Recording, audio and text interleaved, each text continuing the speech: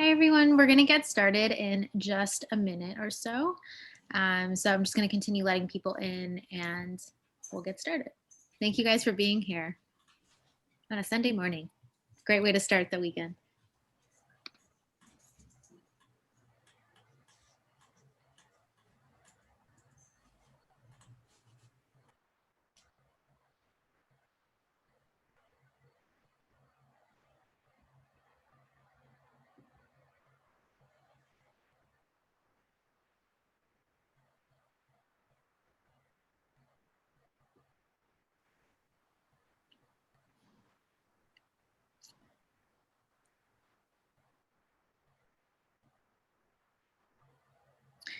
Okay, so we will get started now.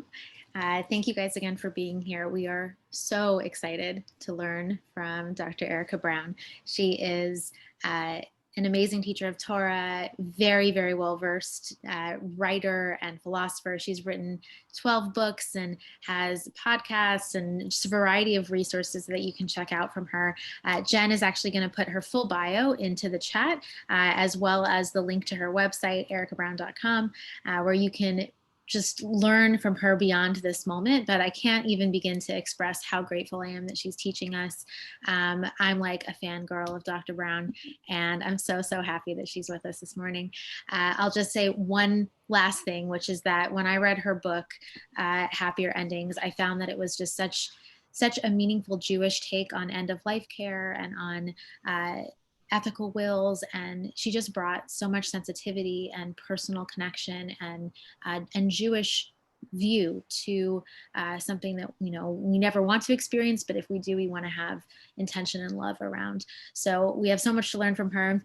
Without further ado, I'll turn it over to her, but really thank you so much, Dr. Brown, for being with us. Oh, thank you. Thank you for that gorgeous and unnecessary introduction.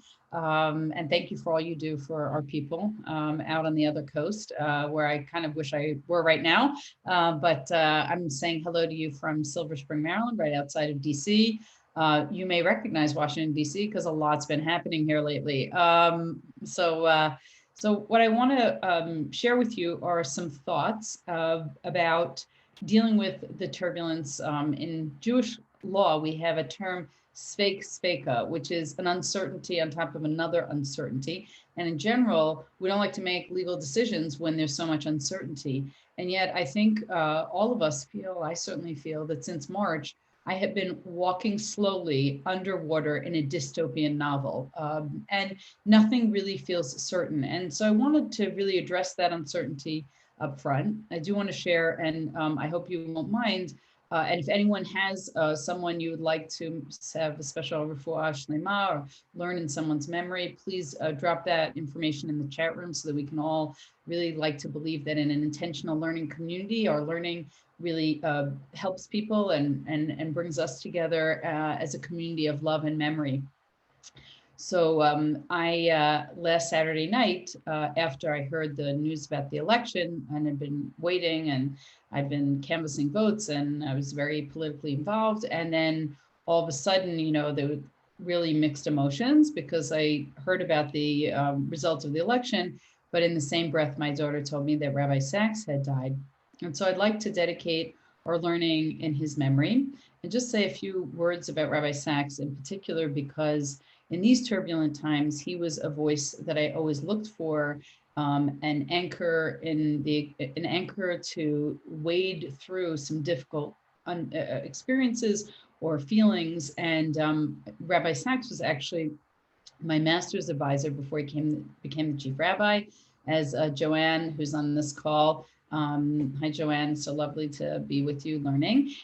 Joanne knows I'm married to a Brit, and I lived in England for 2 years. And I lived there and taught at Jews College, which was down the road from me. And that's where Rabbi Sachs was at that time, the principal of this branch of London University. And I learned a great deal from Rabbi Sachs, not only sitting in his classes, sitting at his feet, having him edit my work. And I learned really from watching him at work.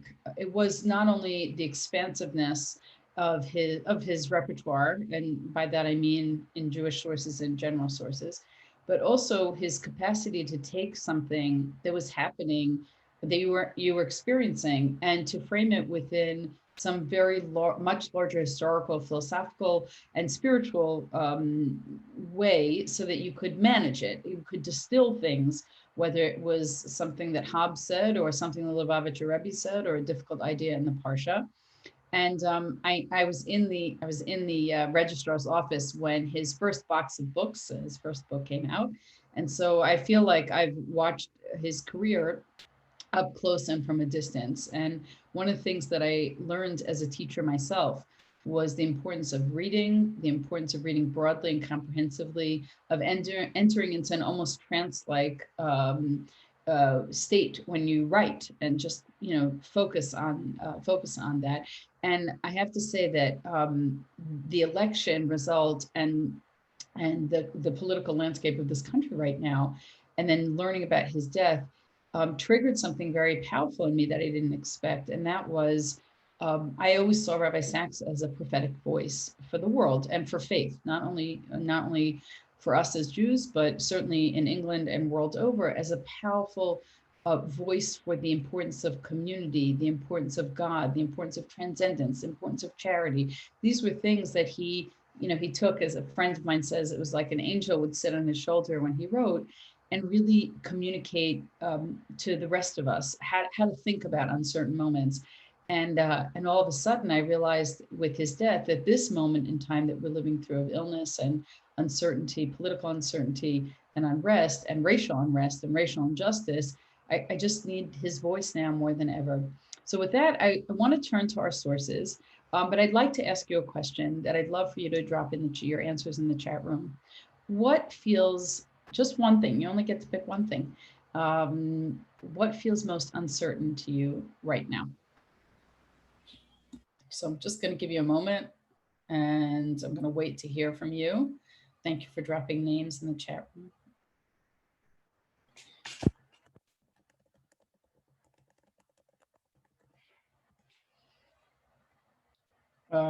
When things will be normal again. Thank you. If things will be normal, how truth will be defined in the future. For me, I put the future of higher education, because as I sit here teaching at George Washington University, but knowing that we're not going back to campus for who knows how long, I'm not sure that the campus will ever look the same. Lisa says what the future looks like.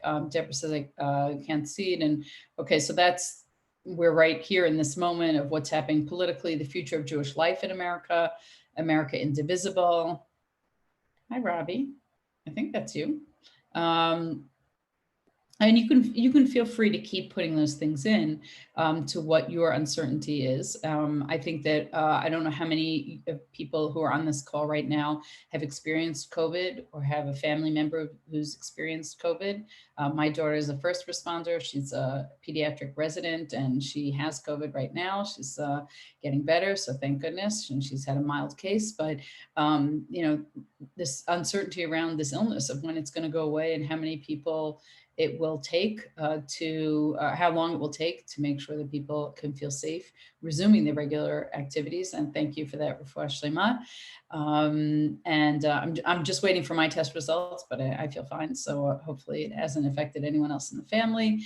And what I want to do is take us to a moment back in time, and where we as a community were facing enormous uncertainty for a prolonged period of time. And that's in Sefer Bamidbar. So I'm pretty obsessed with Sefer Bamidbar. If you look behind me, actually, usually, my books are in my book. I was in my study, but now everyone's in my study with me. So there's a book right up there. It's got a sort of ochre cover, and that's Leadership in the Wilderness. And that book came from really experiencing wilderness myself, and experiencing wilderness in leadership as and trying to think about what Bamidbar tells us about leadership. And so I want to set the frame. And the frame is that in the first 10 chapters of Sefer Bamidbar, everything is highly organized. It's kind of like the COVID version of making sure that you've got hand sanitizer and wipes, and you've closed down schools, and you've closed down houses of worship, and you've made retrenchments at work, and you've all gotten a Zoom account, right? So everything happens in the first 10 chapters of Exodus, of Numbers, to really prepare us for life with uncertainty. We've got the census, and the role of the census is to make sure that we know who between the ages of 20 and 60 can protect us. Because if you're going out in the wilderness, you kind of want to know who's going to be on your front lines and protect you. We have the Mishkan, which will be the spiritual heart of the camp. And we have those who are assigned, the Levim, who are assigned to live, to encamp near the Mishkan, and also to carry it and to reconstruct it each time. So that in this time of uncertainty, we have some kind of spiritual core at the heart of our existence that is an anchor that doesn't change. And so that's one of the things that I think about a lot, is what are the anchors during this time of COVID? What are the anchors for you that continually nourish you, that you can count on? And sometimes those routines have changed, or sometimes the way that we interact with people has changed, but what's at the heart? So you've got that, you've got flags that demarcated where we were, you've got an assignment of where the camps are relative to the Mishkan. Everything is really tightly structured. And then in the middle of chapter 10, everything absolutely falls apart, one thing after the other. First of all, Moshe asks God in chapter 11 to take his life. He says, people want meat, I can't give them meat. Really what they want is milk, right? He describes that he has to be the nursemaid, the omain for them. He's got to just nurse them through this, and they're totally dependent on him. And he says, I just can't do this. And he basically says to God, take my life now. God gives him Shivim Zikanim, 70 Zikanim, very similar to the Yitro text, but in this text, they're all taking a piece of Moshe's wisdom. And yet that doesn't fully work. By chapter 12, you've got Aaron and Miriam speaking badly about Moshe. And that sort of evolves into the Korach scene, where many more people question Moshe's capabilities. You've got the sin of the spies who reconnoiter and trying to figure out how the land of Israel is going to look and where they're going to be, but bringing back a report that will compromise the capacity of the camp to go there, to be successful, and maybe not go there at all. And then you have Balaam cursing the Jews. And so you've got one Pinchas and you've got Pinchas stabbing Zimri and Cosby. You've got one thing that breaks down after another. So if you're teaching Bamidbar, or if you're learning Bamidbar, you're learning the book of Numbers, or if you feel you're in a wilderness, why is it that you can tightly organize and structure things, and then things fall apart, and they fall apart so profoundly that almost nothing can be rehabilitated? And, Moshe loses Miriam in the midbar, he loses Aaron in the midbar. And in fact, one scholar in his summation of the book of Numbers says, there is not one recorded birth in the book of Numbers. In other words, nothing good and futuristic and positive comes out. So how do we get there? So what I want to do is share a screen with you. And please feel free to unmute yourselves and join in. I love the interactivity. If you want to ask questions in the chat, I'm not such a good multitasker, so I can't read and teach, but anyone is welcome to read those questions out loud. So this is a painting. I've been doing a lot of paintings on Zoom. I think they're a great medium to enter visually into a world beyond our screens. This is done by James Tissot, who changed his name to Jacques Tissot. He was a Francophile, and he had a religious revival in a midlife and went on to paint hundreds of pictures of what he would call the Old Testament, we call the Hebrew Bible, and the New Testament. In fact, I asked a close friend of mine who works at the National Gallery, I think that he actually painted more biblical scenes than Rembrandt, who is a well-known painter of Bible. And I want to ask you what you see in this. I can't read your chat, so you do have to unmute. What do you see in this scene? This is a scene of Moshe smiting the rock in the desert. So just tell me what you see. Here's Moshe's staff. I'll make sure that you, sorry. A lot of women. A lot of women. A lot of women. Fantastic. Don't see him smiting. What? I don't see him smiting. Water. There's not a lot of smiting going on. No, there's not smiting going on. What else are you noticing? The water. What are you noticing about the water? There's not a whole bunch of it. It seems kind of stagnant. Yeah, it seems like stagnant water. There's not a lot of it. And I think for all of us who had a visualization of what Moshe hitting the rock look like? It's just water gushing out everywhere. And in fact, the text seems to indicate that also. Any other observations? Expectation. Yeah, tell me a little bit more about expectation, please. All these women are standing around with these huge jugs waiting for just a geyser of water to come flowing so that they can get water and bring it back to the camp. Yeah, and it's not, thank you for that. It's not clear, by the way, if this is a scene after Moshe hit the rock and this is the water they have, or if this is, you know, or is this post, or this is pre-hitting the rock. I'm going to take a guess that it's post. And I think what Tissot has done is, in this time of profound uncertainty for Bnei Israel, for the Israelites, you've got Moshe who's producing water, but it's so little. And the jugs indicate that people want so much.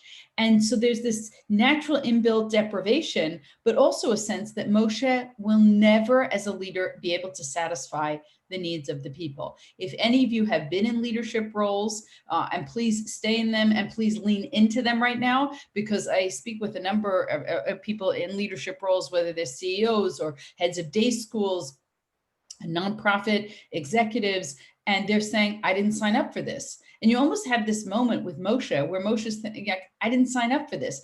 And yet, of course, this is an opportunity to lead in a time of crisis, which is where leadership is most important. I think the other thing that, and my first observation actually when I saw this painting was, that is not a Gesundheit stick, right? When I think of Moshe and the staff, and I always say you can't be a good leader without a good staff. It's my only Jewish leadership joke.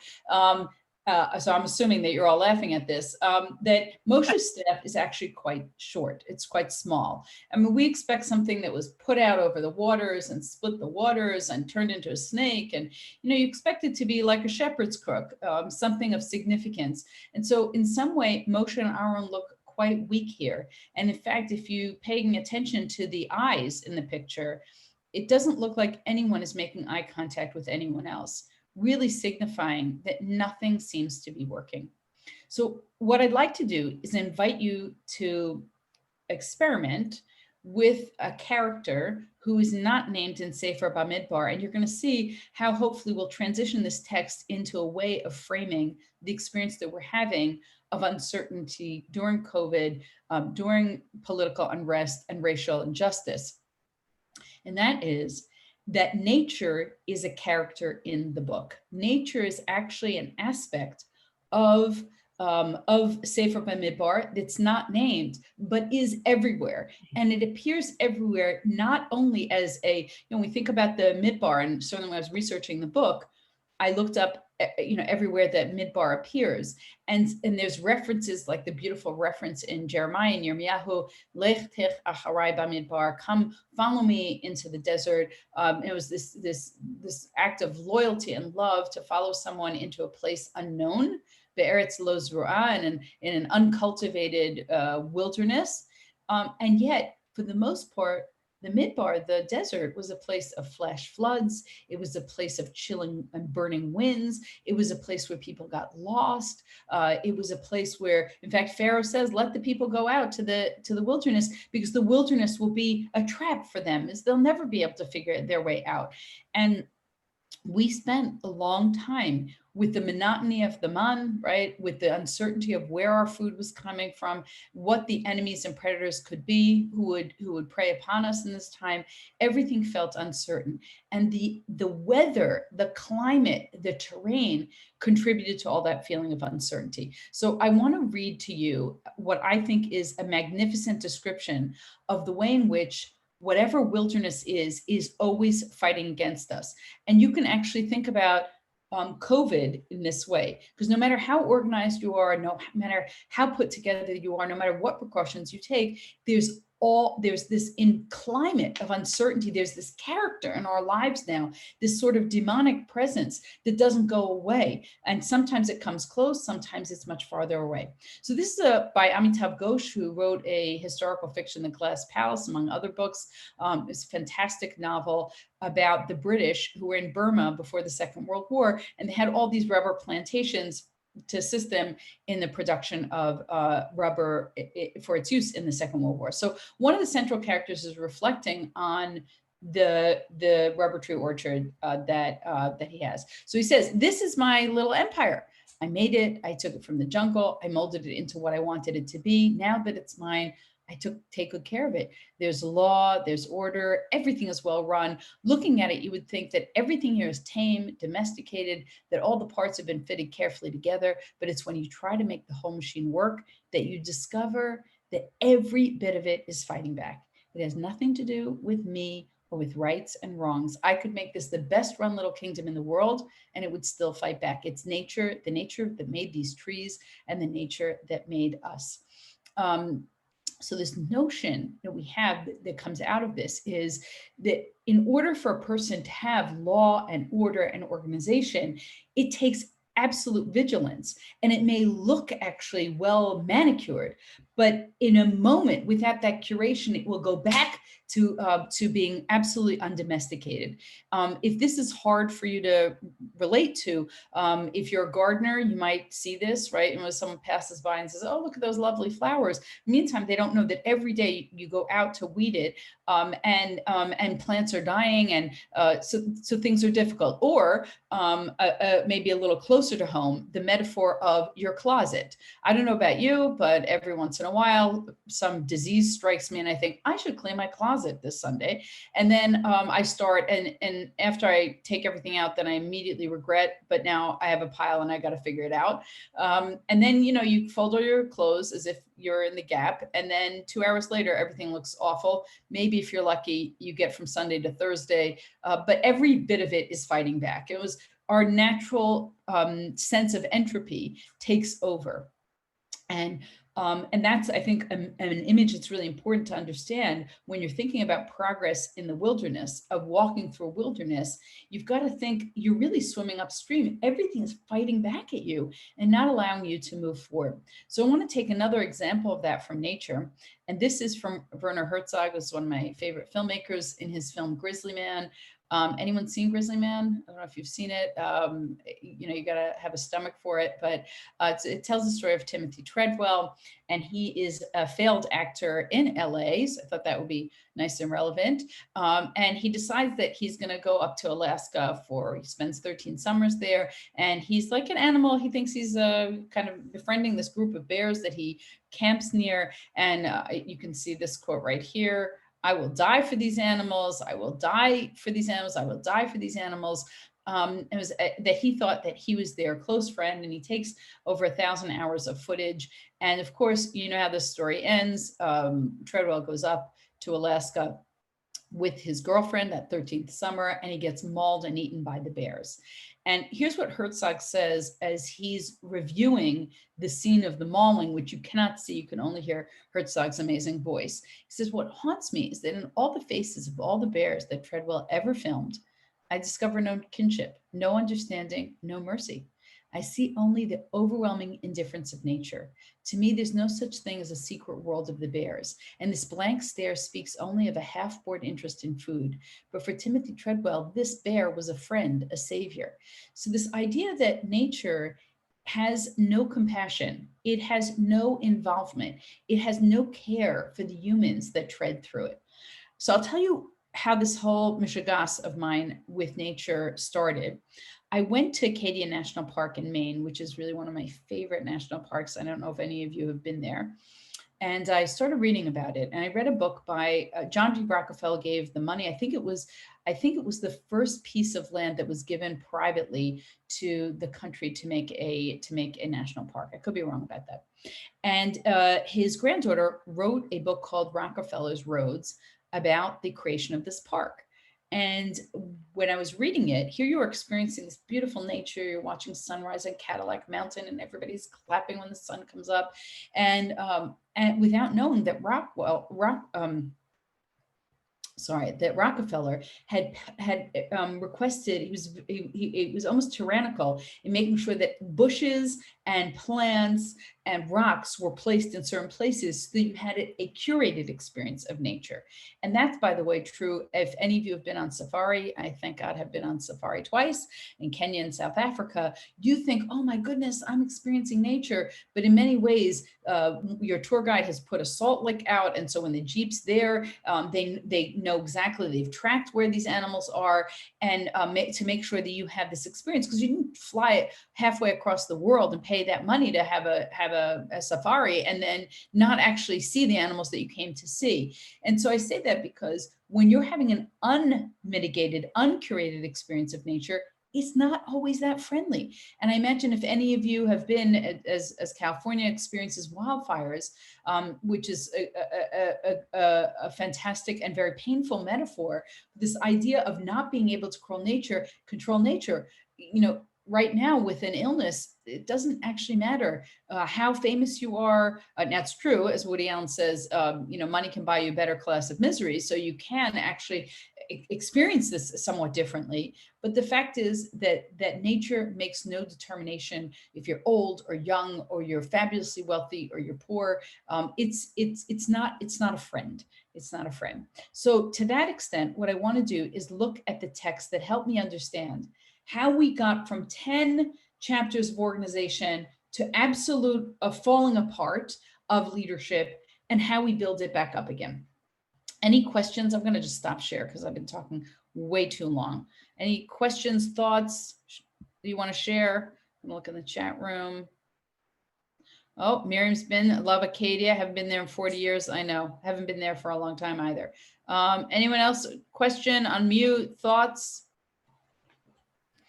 I would quibble a little bit with the characterization that nature treats us all equally, because I think we've seen both in the wildfires and the pandemic that if you have resources, you experience nature in an entirely different way than if you don't. Yeah, no, and I agree with that. I think what we've experienced, as I mentioned, a better class, that you can buy a better class of misery. I think that there are resources that help people. You can't avoid it, but you can access. You might have better access to medicine. Although what we're seeing in COVID is that doesn't always prove to be the case. You might have a better. I can't speak to the wildfires in California. You guys are on the front lines of this, and I think the wildfires took some incredible mansions, and there was nothing they could do about it. Yeah. Well, there were also people who hired private firefighters. Right. And if you're quarantining and you have resources, it's very different than if you're quarantining and you don't have resources. So it's not just the outcome, it's also the experience of it. Yeah, no, and I mean, that's for sure. That's for sure. But I think in principle, the idea that nature is not compassionate. Now, it's true that humans can sometimes fight it, but I imagine if you're a person and your mansion has just collapsed and gone up in fire, and you thought that you were the king and queen of the universe, that you had another thing coming. And I think I have spoken to some people, I'm fortunate to teach some people who are opinion shapers who've had the experience, like, it's not coming for me until they've had it. So I think in principle, that's true. And I think in practice, some people can escape it. Alyssa says, with this in mind, what do you think Hashem's intention was in instructions to Adam Harishon? Can you unmute and elaborate? Sorry, I was just trying to be brief. Just in terms of our role as people in relation to nature, just given what you're saying about nature and sort of this impersonal, distant, not so friendly interaction, and how we're supposed to be sort of conquering it in some way or taking care of it. Yeah. So I've been thinking a lot about this. So thank you for that question. I'm actually been writing, it's my literal passion project during COVID has been to write a commentary on Shir HaShirim, on the Song of Songs. And of course you can't help but reference the first garden when you're talking about this garden. And I want to share an observation by Phil Stribble, who's an amazing Bible scholar. And she talks about Shir HaShirim as paradise regained. For those of you who've read Subversive Sequels by my colleague and friend, Judy Klitzner, it's a fantastic book on Bible where you'll have a text that tells a story, and then you'll have a later biblical text that undermines the focus of that story. So in looking at the Garden of Eden, Gan Eden, the idea that we were supposed to be able to be masters of the universe, right? That Adam and Chava were there, the kivshuha, they like, you have the land and you're going to conquer it. But we gave up that relationship with the land. We gave up that relationship with the land through disobedience, through Adam's disobedience. And you notice that the land keeps getting more hostile and aggressive to humans. So Adam is cursed, by the sweat of your brow you'll eat bread. And then by the time you get to Cain, when Cain is cursed, when Cain's cursed for the murder, you'll work and the land won't always yield. So Adam didn't have to work, but then he had to work. But if he worked, then he'd get what he worked for. But now with Cain, he doesn't get what he works for. And it continues this successive distancing from the land, so that Noach is named Noach from his father Lemach, so that it should nach, so that the curse of the land should cease against man. And of course, as you know, the word aretz appears in, or eretz, different depending on the variation, I think over 50 times in Parshat Noach. So the idea is that the land actually really took its revenge on human beings. So we have, I heard Rabbi Shlomo Riskin say many years ago that we have two categories of law, ben adam l'chavero and ben adam l'makom, laws between humans and each other, and laws between God and human beings and God. He said that, but there really needs to be another category, ben adam la'adama, between a human being and the environment. And I think those are fighting words, and those are words that really come out of the story of the garden. So I'm going to go back to our screen share, and I want to read this text with you. And I'll read it, and I have it in translation, at least the beginning you can see on the same screen. V'yom Moshe l'chovav. Chovav appears out of nowhere. This is Moshe's brother-in-law. There's some controversy actually if it's brother-in-law or his father-in-law, but we're going to call it his brother-in-law for the text of the story. Chovav being a friend, Chabib in Hebrew and Arabic is a friend. So Moshe suddenly encounters or is visited by Chovav, the son of Ruel, Hamidyani, Choten Moshe, the father-in-law of Moshe. Nosim anachnu. So this is what Moshe says to his brother-in-law. Nosim anachnu el hamakom asher amar Hashem oto eten lachem, lecha itena ve'etavna lach, ki Hashem diber tov al Yisrael. So nice relationship that Moshe has with his brother. And he says, listen, do me a favor. Why don't you come with us to the land that God has given us, right? Come with us. And because God has promised to do good for us there, right, in Israel. So this seems to be a lovely expression of hospitality on Moshe's part. And Chovav responds much the way that Yitro responded when he visited Moshe in Exodus 18. I heard about all the miracles that God has done for you. Fabulous, fantastic. But do I want to stay? No, I'm a priest of Midian. I'm going back. So this is what Chovav says. I'm going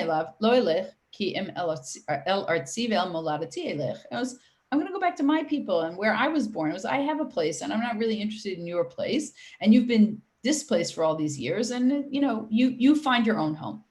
Vayomer, and then Moshe changes his tune. Vayomer al na tazov otanu. So the Hebrew, as opposed to the translation, communicates the level of desperation and pathos in this request. Alna, please don't leave us. Ki al ken yadata chanotena b'midbar. You know how to camp in the wilderness. Vayita lana le'inayim, and you can be our eyes. So I'm always struck that Moshe, as a leader, and I think this is true for anyone in leadership roles, often has to change the focus of his leadership. So he becomes, he goes from Pharaoh's house, goes from the Nile to Pharaoh's house, to having to be a social activist and community organizer, getting the Jews out of Egypt, and then a lawgiver and judge as he goes to Sinai and brings down the tablets, the Luchot. And now Moshe basically says, I've gotten to the limit of my capacity. I need to confess to you. And it's interesting that he confesses this to an outsider, which is again similar to the Yitro text, where Moshe discusses with Yitro some of his leadership problems, his organization, his administrative problems. And here he says, listen, I got to tell you something. I don't know how to, people are following me, but I really don't know how to do this. and I need you to be our guide. That's what the Hebrew says. I need you to be our guide. That's what the English says, rather. But the Hebrew says something different. I need you to be our eyes. So I want to think with you for a moment about the request to be someone else's eyes, specifically when it comes to Moshe. Moshe is, out of all of the characters that I have encountered in Tanakh, he is the person, and I don't even want to say 2020 vision because 2020 now seems to be like a bad word, but the idea that Moshe had this fantastic vision. He looked at the taskmaster hitting and killing the Hebrew, the Ivri. He then he saw that his life was in peril and he began to run. He saw shepherds harassing shepherdesses and saved them from that harassment. And then, of course, it wasn't only about looking at oppression. Moshe looked carefully at the burning bush, right? At the sneh. He looked at it. And in fact, when God calls to him, it's almost as if God only wants a leader who has the capacity to turn from his work when he sees an act of wonder and really stare at it. And of course, when Moshe is taken from us in Lamed Daled of Devarim in Deuteronomy 34, he has two things that he goes to his death with.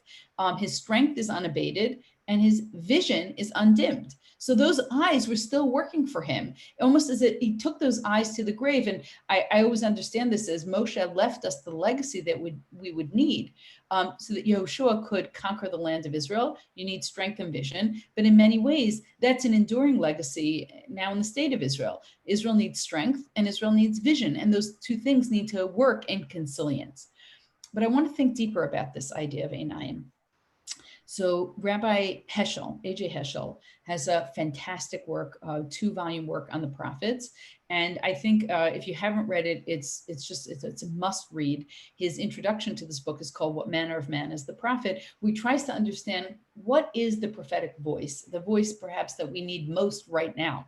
And he says, the prophet is someone who has myopic eyes. His eyes are so big because he sees things that other people don't want to see. Sure, a lot of people saw taskmasters hitting and being cruel to their Jewish slaves, but not everybody wanted to really look at that and do something about it.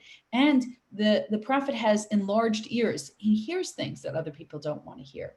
So Moshe, at this point, makes a confession, and that's what I think deepens the pathos of this, that he tells his brother-in-law, I don't have the eyes for this.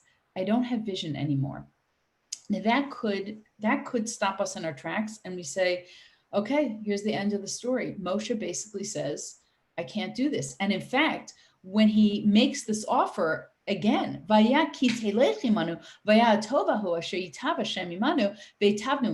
look at how many times the word tov or an expression of tov appears in these 3 psukim, or just in this one pasuk, right? It was, if you come with us, everything will be good. Moshe pinned his hopes. He said, I can't figure this out, but if you can get us there, then all good things will result from that.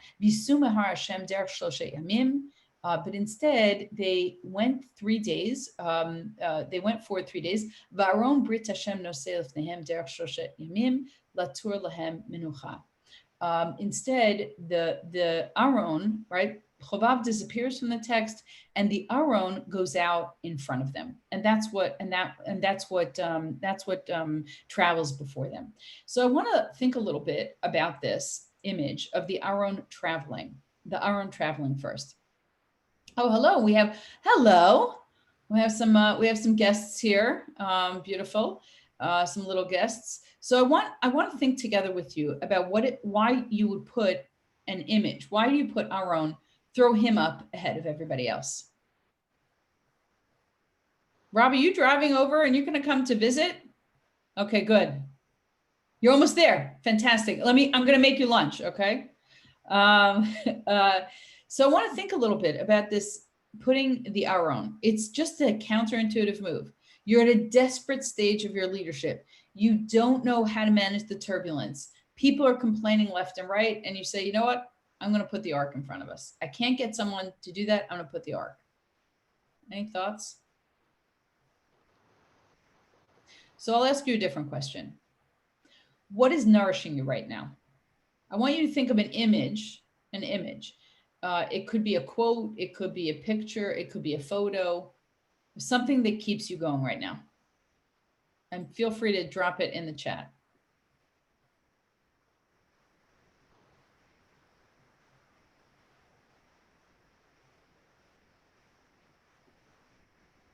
Anything?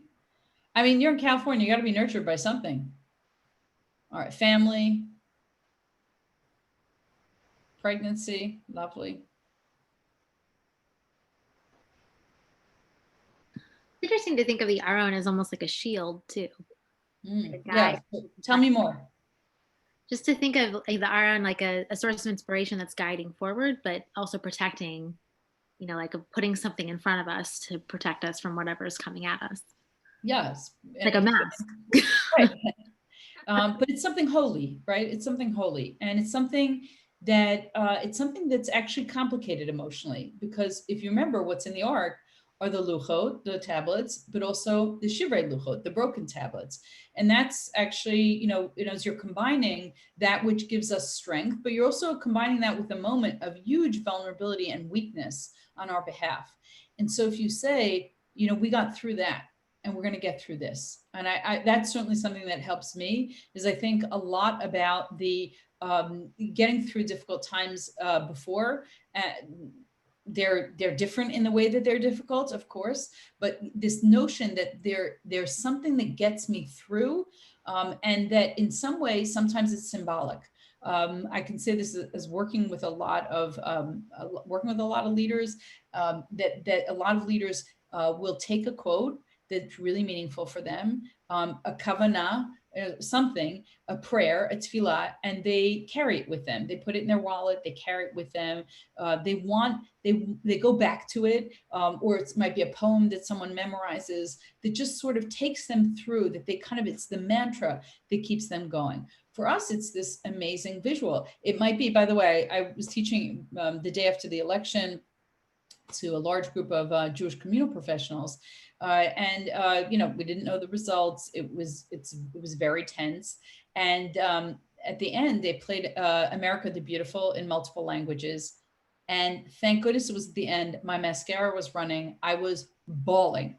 And it was really, in a way, that song was more important than any Torah that was taught at that moment, in the sense that, making me align, recognize my deeply patriotic feelings, and my sense that we can discover and uncover the goodness of this country. That's within our power to do. We've been through difficult situations before, but it also requires leadership. It's not saying that the symbol alone is going to do the work, right? So having the Aron up front is to say, you know what? Sometimes symbolism is not enough.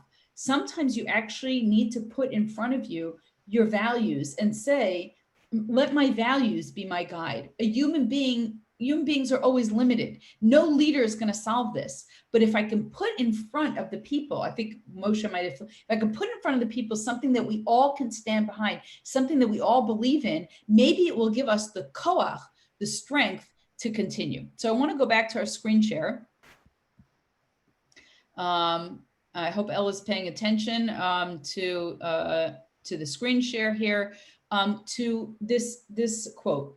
And we know it. And if you've been going to shul, even in a COVID, distant way, that we're still singing this song. Vayhi binso Aaron vayomer Moshe kumo Hashem v'yafutzo ovecha ve'nusu mesanecha mipanecha. That expression comes from this story. It's the next verse of this story. You put the ark in front of you, and we march after it. Not another human being, but really what we believe in is what we put in front of us, and what we think represents who we most want to be at our best. And we sing a song, and we say, when the ark goes out, we say, kind of advance. God, be with us. This is a symbol of you in our midst, and may anything that that beleaguers us scatter. Right? Let it go away.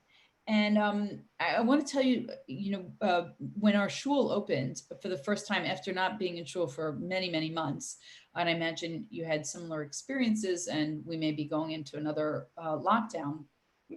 So the first time that I went back to shul was a Friday night. And I went with my youngest, my 19-year-old, and I was crying so hard that she said, Ima, you have to stop. You're blowing your nose so much that people are going to think you have COVID. And you know, compassionate that she was at that moment. But I understood what she was saying. It was I could not restrain my feeling of being so far away from the Torah. For months, I had not actually seen the physical Torah. I had not seen the Ark. I had not seen the Shul. And so that there was this beautiful moment of reunion, but there was also this stark sense that there were only 20 people standing in the room, and we had to register in advance. And where are all the people? And everything felt much more sterile than I was used to. So it's like the spiritual social distancing is really, really hard. And of course, the next day when the Torah was taken out, even though it was read a little bit differently, we had only one person up there getting the blessings, reading the Torah, this sense that I felt so fortunate to be in the room at that moment to say Vayehi B'Tzon Aaron, to like reconnect with the values that have held me strong. And I want to share with you a diagnosis that comes from the philosopher of science, Karl Popper. And I'm going to read this to you because I think this is a really good excerpt to analyze this, how we confront the wilderness. The great philosopher of science, Karl Popper, helped us understand that all problems are either like clocks or clouds. To understand the clock, you only need to take it apart. It's mechanical. You can remove each small part and study it. You can count the teeth on the gears. You can measure the size of its parts. And by studying the pieces, you can understand how it works. In fact, it's predictable by design. If a clock breaks, you can find the problem and fix it. Cloud type problems, on the other hand, are complex and dynamic.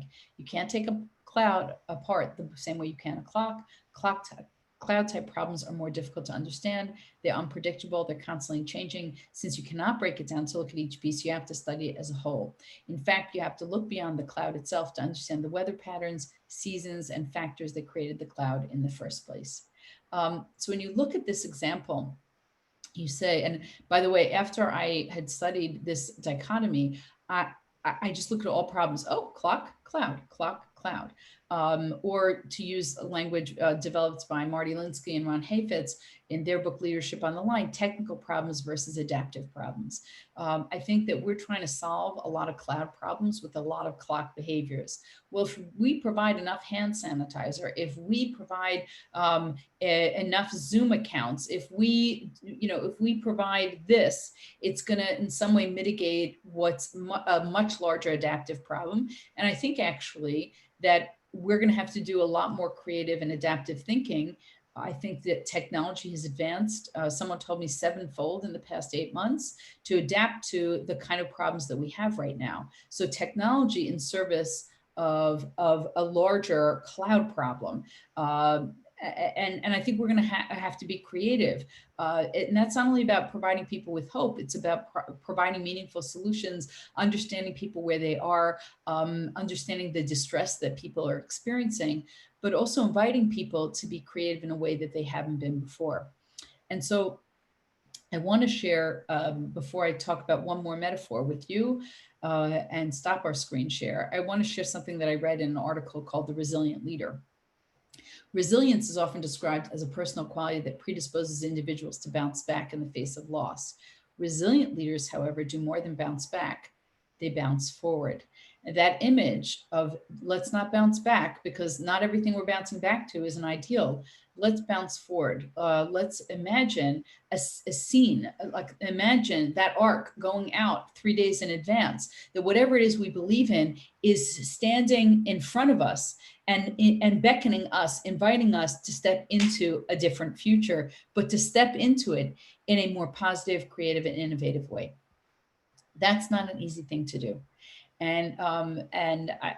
So I want to suggest that the great metaphor for leadership in Tanakh is the shepherd, right? The shepherd is the one who tries to figure out the weather, who has to take care that there are no predators in the camp, who has to make sure that the stragglers are going to be okay. The leader is someone, the shepherd is someone who can't really speak to the sheep, and therefore knows how to manage aloneness and knows how to spiritualize aloneness, the way David HaMelech, King David, did in the writing of the Psalms. All of our major leadership figures in Tanakh virtually were shepherds. Even Moshe was only a shepherd for one verse, but he was a shepherd. That's the MBA of leadership. It's the metaphor around negotiating and managing uncertainty, because you're always looking for new pastures, and you always have to be moving with your flock, and you can't be afraid to adapt, and you can't be afraid to be alone.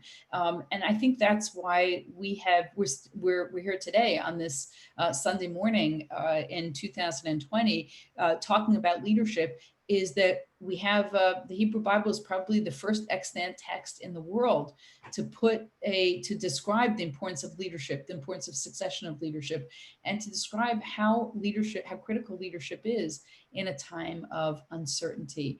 And so while I know not everyone here is a shepherd, I don't know if anyone is a shepherd. You can raise your hand. I will say that if any of you have been to know Kadumim, anyone by show of hands been to the Biblical Gardens of Israel? Okay, so some of you are nodding. So they have a leadership course there. And I've only done one piece of the course, but not this particular piece, but many of my students have, which is that you have to move a sheep from one side of a field to another side of a field. And everyone who's done it said it is unbelievably hard to do. Has anyone here on this call done this? Anyway, it's unbelievably hard to do. And I've only met one person who has successfully done it. And I said, you got to tell me the secret, because everybody I've spoken to has told me that they can't do this. And here's what he said. He said, it was so hard that I figured the only way to do this was to pick up the sheep and carry it to the other side. And lo and behold, that was his solution. Now, I don't think I could have managed that. But what I understood from that was taking someone who's a 21st century person, putting them in a field and saying, you want to lead, figure out how to lead, kind of take this resistant other being you can't communicate with and get it across a field. And that's been really a metaphor that I think about a lot, is what does it mean to be a shepherd in this time? God, of course, the ultimate shepherd, as we have in Psalm 23. What does it mean to shepherd people through this experience? And that might be shepherding your family. That might be shepherding yourself. That might be shepherding your colleagues at work. That might be as a rabbi or rabbanit in a synagogue. I think there are a lot of shepherds right now, and I think there are some unlikely shepherds. And I guess my question for all of you is, are you able to shepherd right now? Are you able to actually say, there was that breakdown. We've organized the things that we did to prepare ourselves in March are not the things that are getting us through right now. So how do we find something else to give us strength to put in front of us and say, I can lead in this moment, or I actually am experiencing faith in a different way, because I thought my world was so certain, and I thought I could dominate and control in ways that I haven't been able to control, and somehow ceding some of that control and having faith has been really important. Or just really being in the moment and saying, you know what, all I can manage is getting to the end of the day. And if I can do that well, that's also okay. So I want to hear thoughts, observations, comments about the text. Yeah, Joanne, please. I put this in the chat before. When Moshe is looking to his brother-in-law for guidance, I mean, isn't it sort of a lack of faith? Like, God led them through the desert. Why is he turning to his brother-in-law for help? Yeah, and that's actually an interesting question, and it came up in the earlier Yitro text, the same thing. And it was, why are you turning to an outsider for help? Don't you have everything you need? And actually, I think that that Moshe was afraid to be weak in front of his constituents, and I understand that. But he did find that he could be weak, and he needed to be weak in front of those who are outside. I don't know how you're experiencing this, Joanne, and I know Cindy put some lovely thoughts about this in the chat. I find myself much more vulnerable and much more open to my vulnerability than I was before, much more willing to talk about it with people who are unlikely to be in that circle of vulnerability with me, because we're all weak right now, and we all need a different kind of faith to get through this. And I think we're all scared. I think we're all scared, or just speak for myself. I think there's a lot of different layers of fear. And I think it's not always, you can't always be afraid in front of everybody, but you do have to pick some people to be afraid in front of. And I think that God does give Moshe a lot of tools, but not every tool. And I think God gives us a lot of tools, but not every tool. And so part of the act of leading and part of the act of being human is figuring out, who do I need to turn to when I feel weak in a particular type of way? Some people never turn to someone else, and that's their great and maybe tragic loss, is that they never say, I can help you. Rav Soloveitchik has really a magnificent observation in so many of his works, where he talks about the community of prayer as, I think it's in his article, The Community, which you can access on Tradition. The idea of prayer being your admission of weakness. And if people can't hear you, if people don't know you, if people don't see you, they can't pray on your behalf. So, when you think about the act of someone getting up to say Hagomel in shul, and all of a sudden you hear like this whisper in the pews, oh, what happened? Was it an accident? He just flew to Israel. What's going on? And for us as Jews, as members of a community, when we hear, oh, I didn't know that he was sick, or I didn't know that she had this, all of a sudden there's all the casseroles on the doorstep, and there's the cards, and there's the, let me get something for you. And I think that's the power of community. I think for me, that's something that I'm profoundly missing right now, because, we can go to a shul, we can have a service, but some of the acts of community, just the act of giving a hug to someone who's in pain, right? The act of making a shiva call. My husband lost his father in August.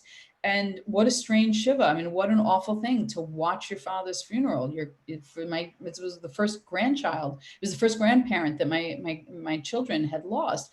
To watch that on a laptop, and not to be able to sit with close friends and think about the loss or with family. He died in Israel. So I mean, I think this has presented us with a lot of different challenges that are asking us, can you be vulnerable in this moment and open to the help of others?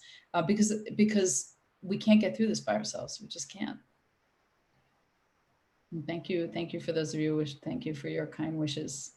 They mean a lot.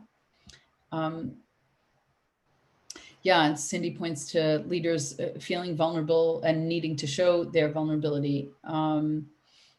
Any other thoughts, any other comments, any other ways of thinking about this? I want to pay attention to the time.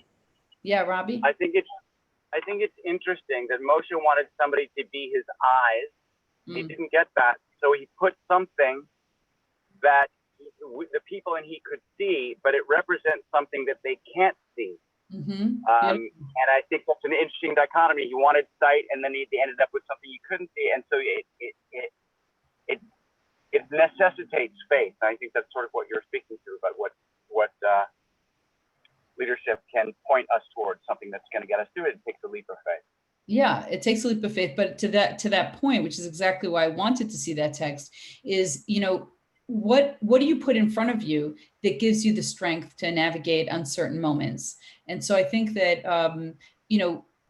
as Cindy pointed out, I think actually doing a values assessment of what you really care about now is a fantastic time to think about that, and imagine yourself, put up the values, talk with your children about the values, or your spouse or your friends, the values that are essential in this time period. So I'm gonna wish you a bracha of good health, because I know we're past our time, 2 minutes. The blessing of good health, the blessing of vulnerability, that we know who to be vulnerable with, and that we're not afraid to be vulnerable, the blessing of community and the beautiful communal leaders that you have and that you should treasure, and also make a request. There are people on the margins of our community who are really, really isolated right now and may potentially be more isolated as the months go by, as we enter winter. Reach out to people, reach out to single friends, reach out to people who are isolated, reach out to the elderly. That's our job, is to maintain our community and the people we love and the people maybe we don't know yet that we love, and bring them into that community of friendship. So with that, I wish you a Shavua Tov. Thank you. It's been such a delight to start Sunday with. Amen. I thank you so much, Dr. Erica Brown. We're very grateful to have had this chance to learn with you. And I just want to say, sorry, you mentioned dogs. Dogs need to learn too. I just want to say that the concept of all of us feeling called to be shepherds, and of Moshe, as Robbie was saying before, being someone who, he knew who to ask to help him have his eyes. He knew who to ask to help him have his mouth. And he had the ears to listen to what was needed. So he knew where to lean on for the people who could support him. And he also had the sort of innate ability to hear what was needed too in his own way. So I think that your sensitivity in helping us raise that in ourselves is so needed right now, whether we're in our own personal spiritual wilderness or we're actively fighting the wilderness of COVID. And I really just want to thank you for giving us that empathy and that spirit, and giving us the Torah language to tackle it with. And I wonder if you can share your source sheet with us in the chat or somewhere else, just so that we can hold on to those sources after this moment. Sure, of course. So what I'll do is, let's see. I think I'm going to send it to you, and then you can just send it to everyone. Can we do that? Perfect. Okay, great. All right, I'll do that. Thank you. Have a Shavua Tov. Thank Good you to so see much. you all. Wonderful to see you and learn Lots of together. love.